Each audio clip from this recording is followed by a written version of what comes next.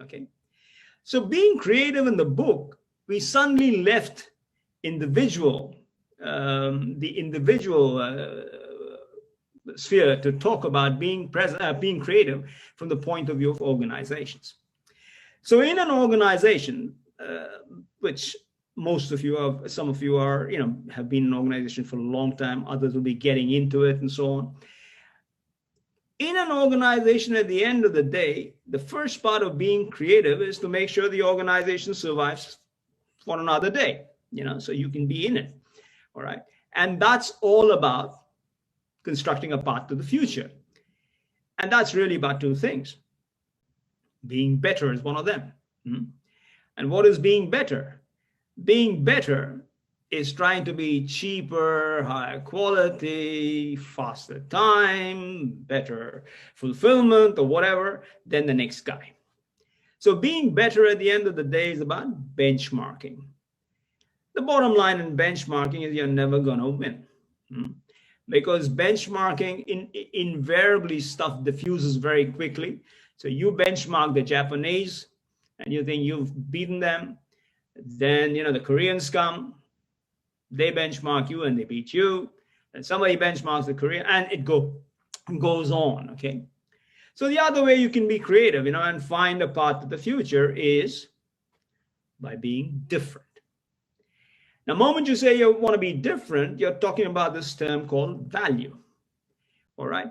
Because really the only way you can be different is either by doing things differently or by doing different things. And therefore, and whichever one you do, the thing's got to be of value to whoever's buying this stuff, all right? So you get into that thing of being different. So really, these are the two ways that you can construct a path to the future. But the most important part about the path to the future is you got to know what the future is. Now, that is the proverbial $64 billion question, all right? Because in the I-connected paradigm, the disruption comes very quickly. Why? Because digital technologies disrupt very, very quickly, right? And because the I-connected world is radically related, it's mass collaboration, it's the renaissance of the amateur, it's global happening and local presentations and local happening and global presentations of stuff, all of a sudden what happens is that you have what I call long fuse big bang issues. You're called upon to take decisions on stuff. And I spoke about this the last time as well. For those of you who remember, that most times in the I-connected paradigm, you're talking about making decisions on things about you don't know, stuff that you don't know too much about, but you don't have time to find out everything about it, and therefore you disrupt for change. All right. So how do you get farsightedness in such a world?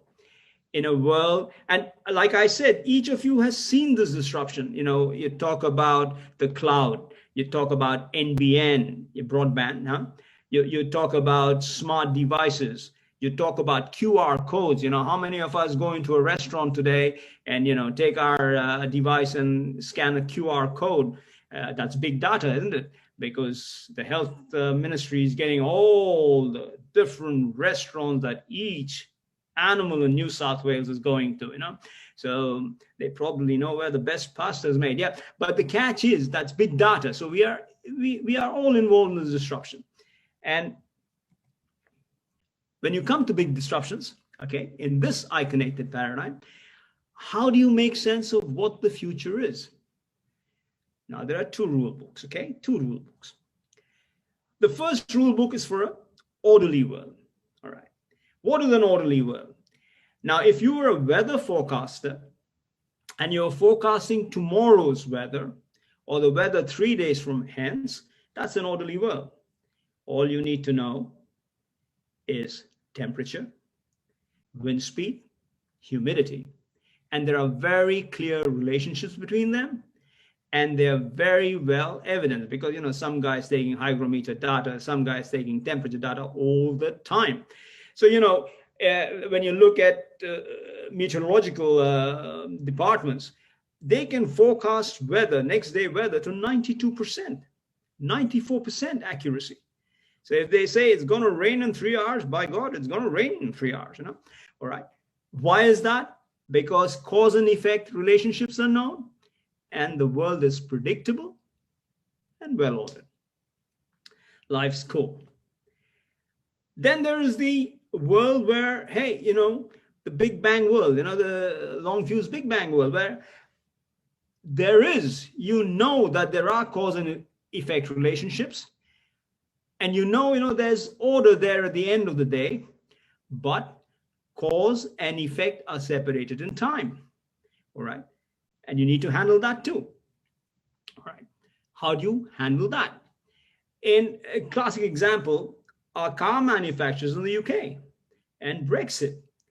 In 2019, when we were writing this book, there was a big conversation that Jaguar Rover and Ford UK, etc., were having, saying, hey, we don't know whether we're going to manufacture electric cars or not. We don't know whether hybrids are going to be manufactured, because we don't know what Brexit is going to look like at the end of the tunnel. We have an idea, but we don't know how. So how do you handle that? Okay. So, what is the process? In the first case, where the world is orderly and predictable, it's all water thinking. And if you have the time, you ask me the question, we'll talk about it. All right. In this case, it's scenario planning. And then finally, the rule book for creativity in an unorderly world. And you folks, all of us, know what an unorderly world is in the I Connected paradigm. How many of us have gone into work and suddenly been told not to come anymore? COVID-19. All right. How many of us have suddenly been let off? Literally overnight. So, JobKeeper allowance, go on furlough, whatever is the term. These are all very fluxy situations that we've never faced before, completely unorderly. And, in the theory, in the practice, you can see them all. There's these big wild cards. The most classic wild card, is Viagra. Pfizer, the same guys who are doing the COVID vaccine. Okay, praise the Lord. The same guys went out to find the medicine for angina and got a wild card, Viagra. Wild in more ways than one, Same thing with weak signals. The classic weak signal is the University of South Carolina, which has a fully accredited course in their sociology department on the life and times of Lady Gaga. Now, that's a weak signal that some of us need to pick up. I don't know what that means, actually, but there is a weak signal there. And finally, of course, is the black swan, which is the 9/11s of the world. Okay. So for that, again, you need to have a way of saying, okay, what's this future going to look like? And that's where multiple perspectives come. So literally, when you look at being creative, there are two parts. The first part is about, hey, making a pathway to the future, which is all about being better and being different. And there's this thing of understanding, hey, what is that future going to be looking like? For which you need to have various tools. So what